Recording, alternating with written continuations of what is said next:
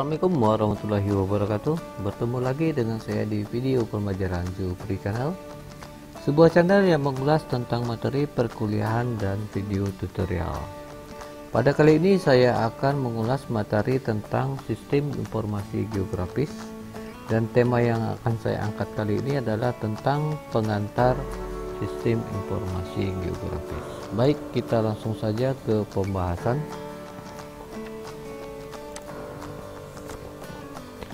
Nah, sebelum kita mengulas tentang sistem informasi geografis, kita pahami dulu setiap suku kata yang terkandung dalam kata ataupun kalimat sistem informasi geografis. Yang pertama tentunya ada kata sistem, yang merupakan kumpulan ide yang berhubungan satu dengan lainnya, namun mempunyai tujuan dan sasaran yang sama. Nah, sekumpulan ide di sini bisa berupa elemen-elemen ataupun atribut-atribut yang mempunyai hubungan dan keterkaitan dan mempunyai arah dan tujuan yang sama. Kemudian ada kata informasi. Jadi informasi di sini adalah data yang ditempatkan dalam konteks yang penuh arti oleh penerimanya. Jadi sebelum data menjadi informasi, maka terlebih dahulu kita harus proses data tersebut sehingga informasi yang diterima memudahkan bagi si pengguna. Kemudian selanjutnya ada kata geografi, yaitu gabungan dari dua kata. Yang pertama ada geo, yaitu berarti bumi, kemudian ada kata grafi yang berarti penulisan, sehingga makna dari kata geografi adalah penulisan tentang bumi.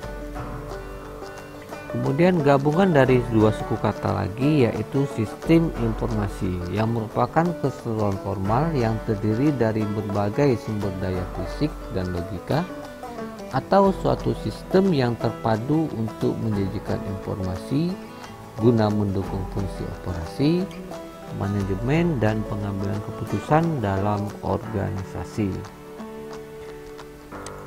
Kemudian gabungan suku kata berikutnya ada informasi geografis, yaitu informasi mengenai tempat-tempat yang terletak di permukaan bumi, pengetahuan mengenai posisi di mana suatu objek terletak di permukaan bumi, dan informasi mengenai keterangan-keterangan atau atribut yang diberikan di permukaan bumi yang posisinya diberikan atau diketahui.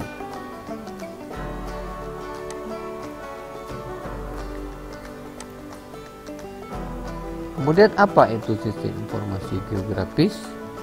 Jadi sistem informasi geografis di sini adalah merupakan gabungan dari tiga kata unsur pokok, yaitu sistem, informasi, dan geografis.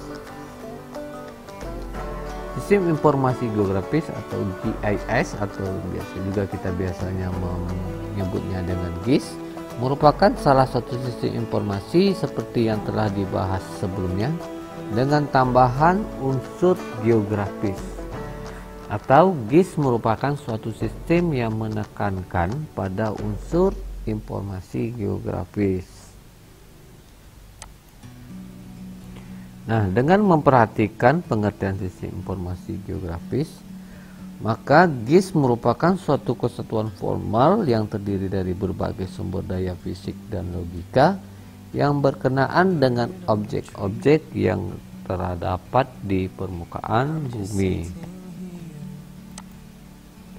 Jadi GIS juga merupakan sejenis perangkat lunak yang dapat digunakan untuk pemasukan, penyimpanan, manipulasi, menampilkan, dan keluaran informasi geografis berikut atribut-atributnya. Jadi nanti di dalam GIS akan kita lihat ada beberapa tampilan yang dalam bentuk keterangan suatu peta, di mana keterangan di sini adalah menyajikan atribut-atribut yang terdapat pada peta tersebut. Oke, kita langsung ke pembahasan berikutnya, yaitu pengertian GIS menurut Esri ya. Jadi menurut Esri di sini pada tahun 1990, GIS adalah suatu kumpulan yang terorganisir dari perangkat keras komputer, perangkat lunak, kemudian data geografi, dan personil yang dirancang secara efisien untuk memperoleh, menyimpan, mengupdate, memanipulasi, menganalisis, dan menampilkan semua bentuk informasi yang bereferensi geografis.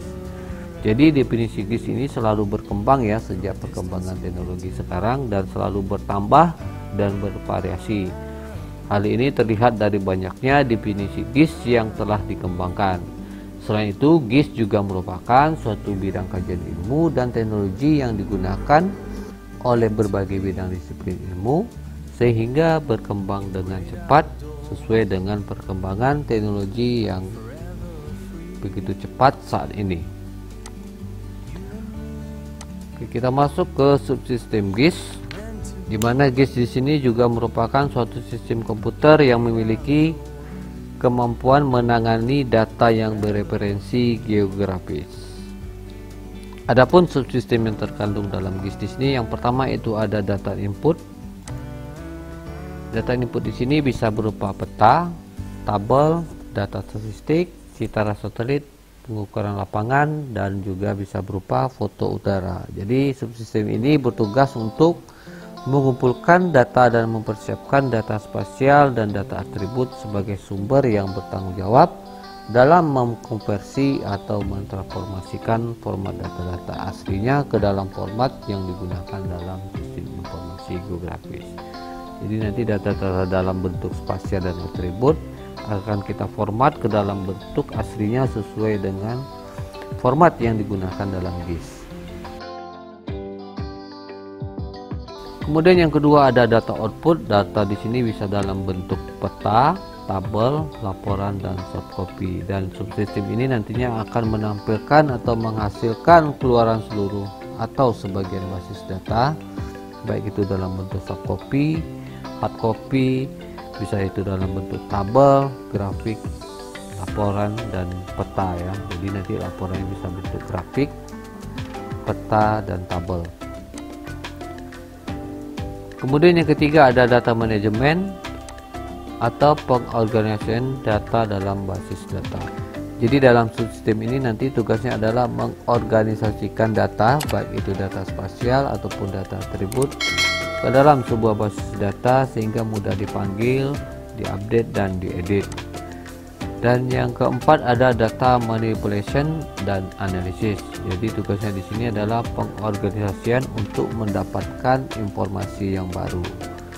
Jadi subsistem ini nanti akan menentukan informasi-informasi apa saja yang dihasilkan dalam melakukan manipulasi serta pemodelan apa yang dihasilkan untuk menyajikan informasi yang diharapkan. Oke, kita masuk ke ruang lingkup sistem informasi geografis. Yang pertama itu ada input data. Ya, jadi input data di sini meliputi pengumpulan dan persiapan data spasial dengan berbagai atribut dan berbagai sumber. Kemudian ada data yang digunakan harus dikonversi menjadi format digital yang sesuai. Kemudian ada salah satu teknik mengubah data analog menjadi data digital adalah dengan digitasi menggunakan digitizer. Jadi sebelum data geografi digunakan dalam sistem informasi geografis, data tersebut harus kita konversi ya, kita konversi terlebih dahulu ke dalam format digital. Jadi proses ini dinamakan dengan digitasi. Nah, proses digitasi di sini tentunya kita akan menggunakan hardware ya. Hardwarenya itu adalah digitizer. Nah, digitasi juga menggunakan sebuah software ya. Jadi software ini bisa kita gunakan macam-macam software yang ada sekarang. Bisa itu ArcInfo, bisa itu ArcGIS, bisa itu ArcView, AutoCAD, Mapindo, ataupun software-software lain ya. Bisa juga QGIS ya. Jadi banyak sekali software-software untuk para GISer ya dalam melakukan pemetaan yang sekarang telah tersebar di internet ya. Banyak sekali itu sekarang bisa kita tinggal searching aja di Google software-software apa yang bisa dilakukan dalam pemetaan ya. Kemudian yang kedua ada ruang lingkupnya, yaitu transformasi data, yaitu meliputi penyesuaian terhadap data masukan untuk diproses lebih lanjut, misalnya penyamaan skala, pengubahan sistem, proyeksi, generalisasi, dan lain-lain. Jadi tipe data yang digunakan dalam GIS nanti perlu ditransformasikan, ya, sini ditransformasikan atau dimanipulasi agar sesuai dengan sistem. Jadi misalnya ada perbedaan skala, ya, ini kan ada penyamaan skala di sini. Jadi nanti dalam suatu project misalnya kita menemukan ada perbedaan skala, sehingga nanti dalam prosesnya sebelum data tersebut dimasukkan dan diintegrasikan harus ditransformasikan dulu ke skala yang diinginkan atau disesuaikan dengan kondisi sebenarnya. Oke, yang selanjutnya ada editing, yaitu merupakan tahapan koreksi dari proses digital atau digitasi, ya, maksudnya.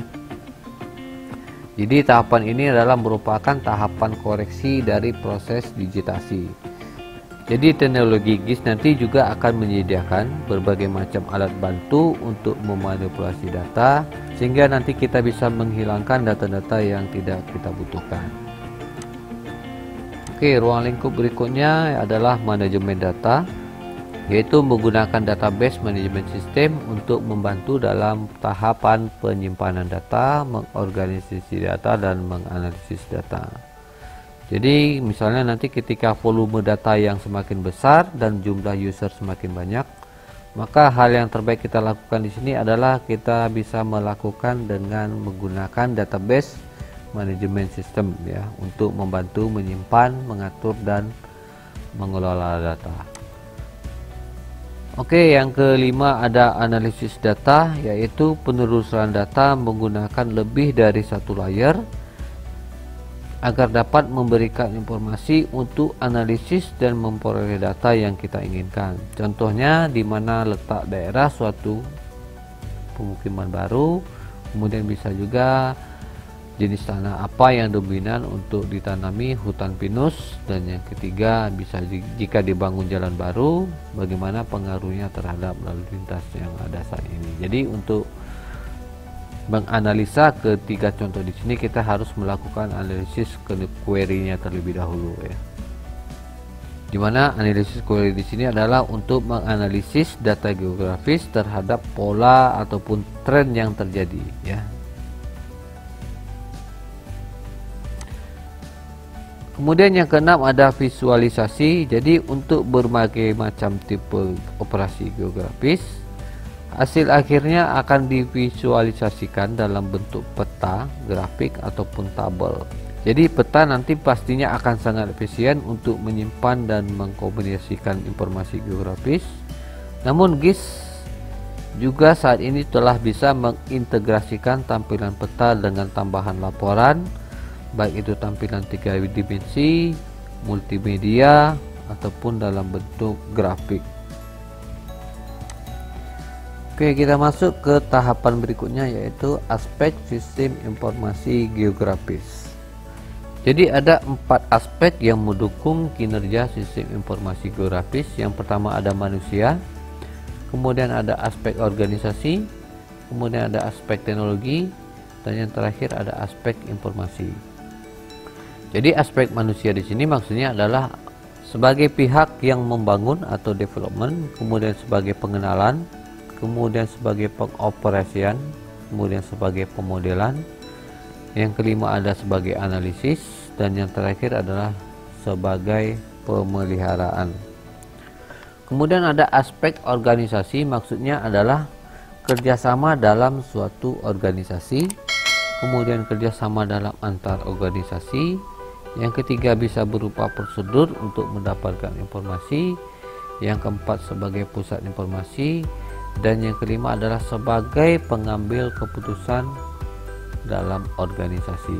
Sedangkan untuk aspek teknologi, maksudnya di sini adalah sarana penunjang, ya. Jadi sarana penunjang di sini bisa berupa standalone atau PC, juga bisa berbentuk laptop. Kemudian ada workstation atau ruang kerja. Kemudian LAN WAN yang merupakan suatu perangkat jaringan. Kemudian ada GPS, dan yang terakhir ada citra satelit, ya. Dan untuk aspek informasi nanti bisa berupa peta manuskrip, kemudian peta yang sudah divalidasi, kemudian pengoperasian peta atau citra skala yang berbeda, dan bisa juga dilakukan updating data. Juga ada data citra, ya, data citra adalah data berupa citra satelit ya, maksudnya di sini. Kemudian ada data GPS, dan yang terakhir ada data tabular ya. Data tabular yaitu data yang dalam bentuk tabel. Kemudian kita masuk ke geospasial. Data geospasial adalah suatu data yang memiliki referensi spasial atau posisi geografis ya. Jadi data geospasial ini nantinya pasti memiliki posisi ya, posisi koordinat suatu wilayah. Kemudian ada data geospasial yang dibedakan menjadi data grafis, yaitu disebut data geometris, dan data atribut yang biasa disebut dengan data tematik. Data tematik di sini bisa dalam bentuk tabel yang menggambarkan informasi yang dalam peta ya. Jadi data yang terdapat dalam peta diinformasikan dalam data berbentuk tabel. Kemudian ada data grafis, yaitu mempunyai 3 elemen, yaitu data titik atau node, kemudian data garis atau arcs, dan kemudian ada data luasan atau poligon. Jadi data di sini sudah bisa dalam bentuk SHP ya biasanya, atau data subfile. Kemudian ada data grafis, terdiri dari data vektor dan data raster yang mewakili geometri topologi, ukuran. Jadi ukuran di sini bisa bentuk skala. Kemudian bentuk di sini bisa berupa luasan, area, garis ataupun titik. Lalu posisi bisa berupa titik koordinat. Kemudian arah bisa kita artikan untuk penunjuk arah mata angin, bisa utara, selatan, barat, dan timur. Kemudian berikutnya adalah data spasial. Jadi data spasial di sini bisa dalam bentuk peta, foto udara, citra satelit, dan lain-lain. Dan yang non spasial tentunya dalam berupa tabel, data statistik, bisa juga dalam bentuk grafik, dan lain-lain. Oke, kita masuk ke komponen sistem informasi geografis. Jadi untuk dapat mengoperasikan GIS, kita membutuhkan komponen-komponen. Di antaranya ada perangkat keras atau hardware, kemudian perangkat lunak atau software, dan yang terakhir adalah manusia yang mengoperasikannya atau firmware. Jadi secara rinci, GIS tersebut dapat beroperasi membutuhkan komponen-komponen sebagai berikut, yaitu people atau yang menjalankan sistem, kemudian ada prosedur atau metode yang digunakan untuk mengolah data, kemudian ada software yaitu perangkat lunak, dan yang keempat ada hardware yaitu perangkat keras yang dibutuhkan untuk menjalankan sistem, dan yang terakhir ada data atau informasi yang dibutuhkan dan diolah dalam sebuah aplikasi. Nah, kita akan bahas ke 5 komponen ini ke slide berikutnya. Yang pertama kita bahas terlebih dahulu yaitu people, yaitu menjalankan sistem, meliputi mengoperasikan, mengembangkan, bahkan memperoleh manfaat dari sistem. Jadi people di sini adalah orang ya, jadi orang yang akan menjalankan sistem.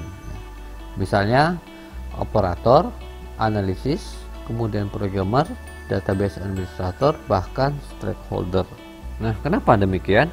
Karena teknologi GIS menjadi sangat terbatas kemampuannya jika tidak ada sumber daya manusia atau SDM yang mengelola sistem dan mengembangkan sistem untuk aplikasi yang sesuai. Jadi di sini kita menggunakan tenaga ahli agar sistem itu berjalan dengan baik dan sempurna.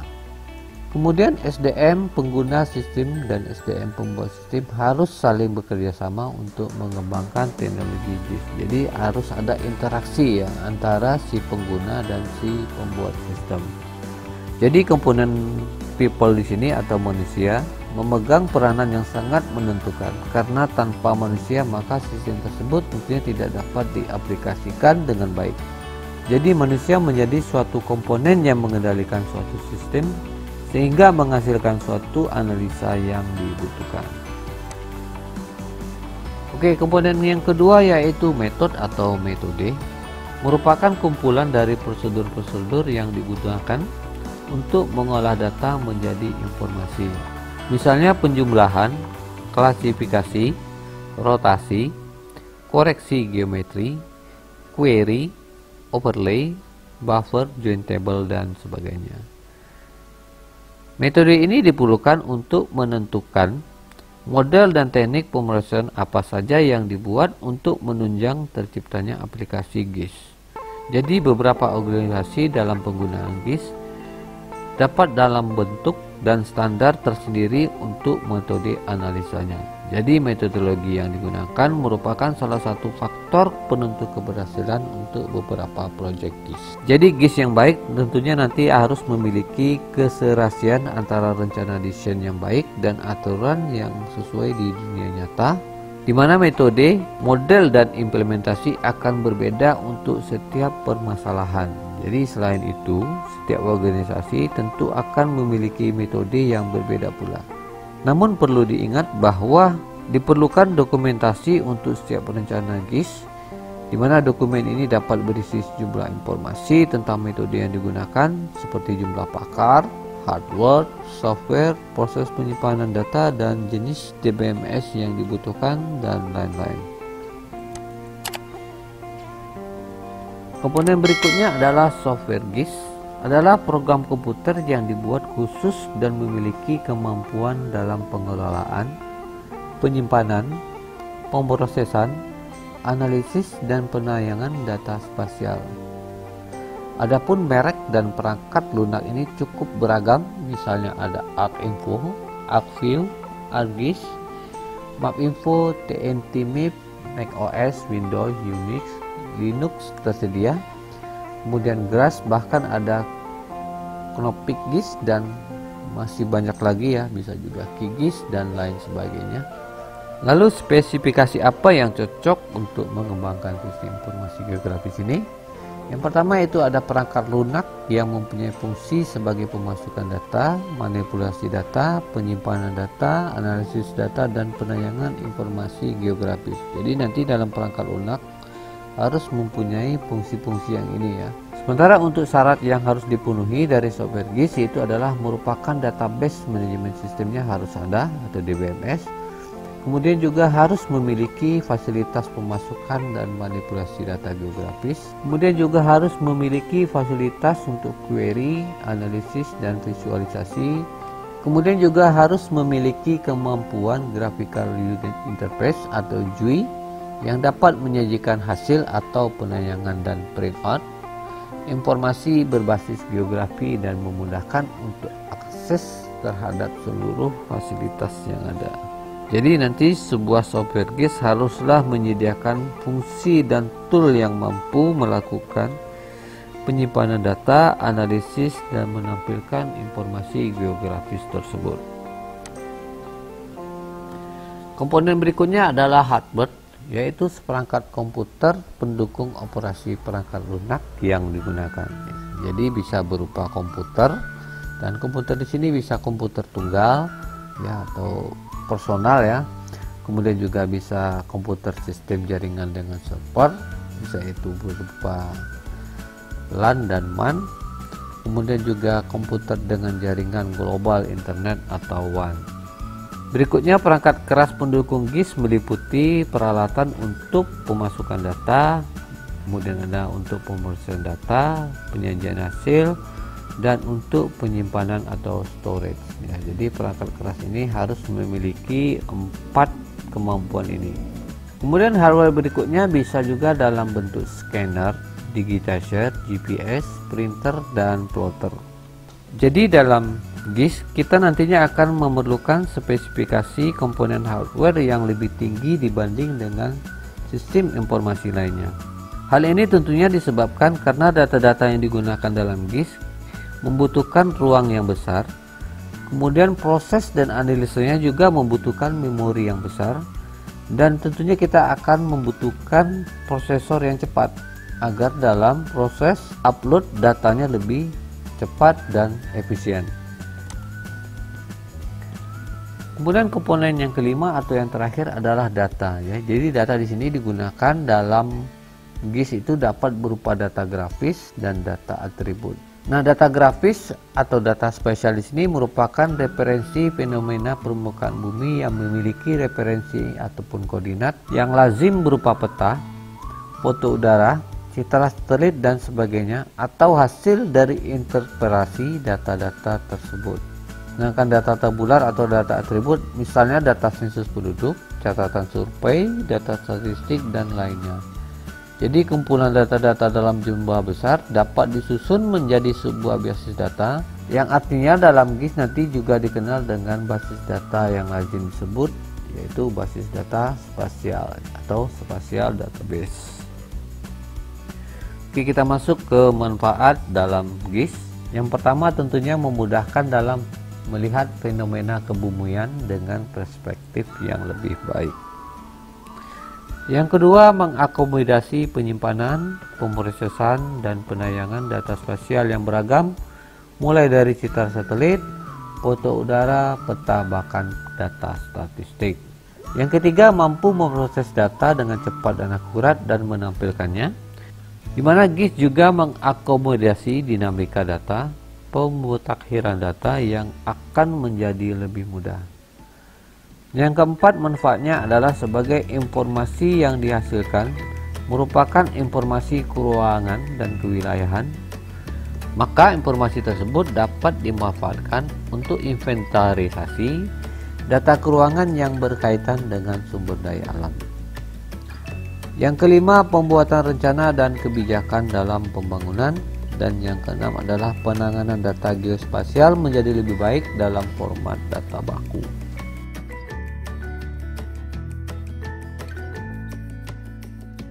Selanjutnya kita bahas penerapan GIS. Jadi ada beberapa alasan yang menyebabkan aplikasi-aplikasi GIS menjadi menarik untuk digunakan di berbagai disiplin ilmu. Antara lain, yang pertama, GIS dapat digunakan sebagai alat bantu, baik itu sebagai tools maupun sebagai alat tutorial yang interaktif, menarik, dan menantang dalam usaha untuk meningkatkan pemahaman, pengertian, pembelajaran, dan pendidikan. Yang kedua, GIS menggunakan data spasial maupun data atribut secara terintegrasi, sehingga sistemnya dapat menjawab pertanyaan spasial maupun non-spasial dan memiliki kemampuan analisis spasial maupun non-spasial. Yang ketiga, GIS juga dapat memisahkan dengan tegas antara bentuk presentasi dengan data-datanya atau basis data, sehingga memiliki kemampuan untuk merubah presentasi dalam berbagai bentuk. Jadi bisa dirubah dalam berbagai bentuk seperti yang kita sudah bahas tadi, yaitu bisa dalam bentuk tabel, grafik, sehingga menyajikan dalam bentuk laporan yang lengkap. Yang keempat, GIS juga memiliki kemampuan untuk menguraikan unsur-unsur yang terdapat di permukaan bumi ke dalam beberapa layer atau data spasial. Jadi layer di sini adalah maksudnya lapisan ya, lapisan ataupun bagian-bagian dalam data spasial. Nah, dengan layer ini permukaan bumi dapat direkonstruksi kembali dan dimodelkan dalam bentuk nyata dengan menggunakan data ketinggian. Berikut juga dengan layar tematik yang digunakan. Kemudian yang kelima, GIS memiliki kemampuan yang sangat baik dalam memvisualisasikan data spasial. Berikut atribut-atributnya, seperti memodifikasi warna, bentuk, dan ukuran simbol yang diperlukan untuk mempresentasikan unsur-unsur permukaan bumi dapat dilakukan dengan mudah. Oke, pembahasan selanjutnya adalah contoh penerapan GIS. Yang pertama di bidang sumber daya alam. Jadi untuk bidang sumber daya alam biasanya diterapkan pada bidang pertanian, perkebunan, kehutanan, perencanaan tata guna lahan, analisis daerah rawan bencana, dan sebagainya. Ya, seperti yang kita lihat di slide, di sini ada wilayah suatu perkebunan kelapa sawit, dan yang gambar di bawah adalah suatu daerah yang terdampak bencana banjir ya. Jadi dengan adanya GIS kita bisa menerapkan pemetaan daerah mana yang cocok untuk ditanami kelapa sawit ataupun daerah mana yang rawan terdampak bencana banjir. Oke, contoh berikutnya di bidang perencanaan ya, misalnya pemukiman transmigrasi, kemudian tata ruang wilayah, kemudian tata ruang kota, dan relokasi industri dan sebagainya. Nah, Seperti di slide di sini dapat kita lihat suatu pemukiman yang padat penduduk dan suatu pemukiman wilayah baru yang merupakan daerah terintegrasi. Contoh berikutnya adalah di bidang kependudukan, yaitu bisa dalam hal penyusunan data pokok, kemudian penyusunan informasi kependudukan dan sosial ekonomi. Ya. Penerapan selanjutnya adalah di bidang lingkungan. Ya. Yang pertama itu adalah bisa di bidang pencemaran sungai, kemudian pencemaran laut, danau, kemudian evaluasi pengendaman lumpur, pencemaran udara, limbah berbahaya dan sebagainya.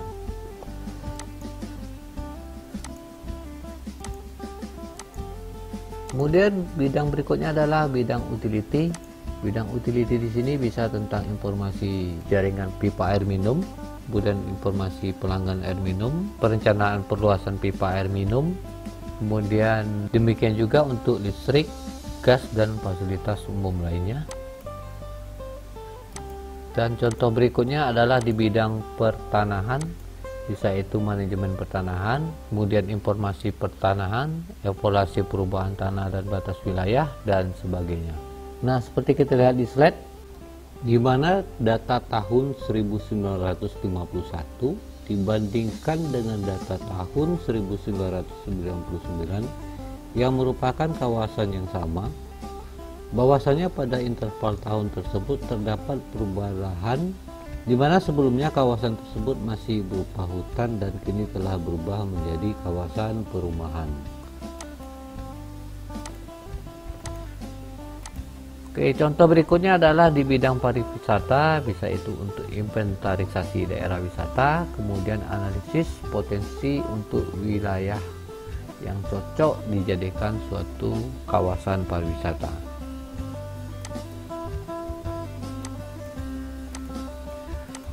Kemudian di bidang ekonomi, bisnis, marketing, penentuan lokasi bisnis untuk bank, pasar, swalayan atau supermarket, mesin ATM, kantor cabang, outlet, gudang dan lain sebagainya.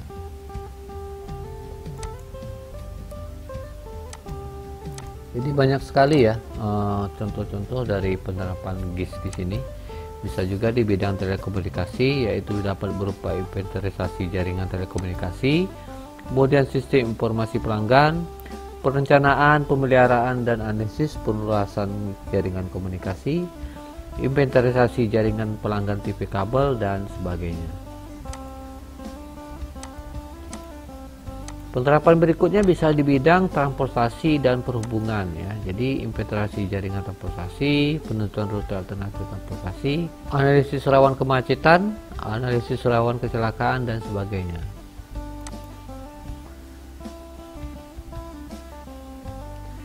Nah, dengan usainya penjelasan tentang contoh penerapan GIS tadi, maka berakhir pula pertemuan kita pada sesi kali ini. Semoga video ini bermanfaat. Sampai jumpa di pertemuan berikutnya. Akhir kata saya ucapkan terima kasih atas atensinya. Assalamualaikum warahmatullahi wabarakatuh.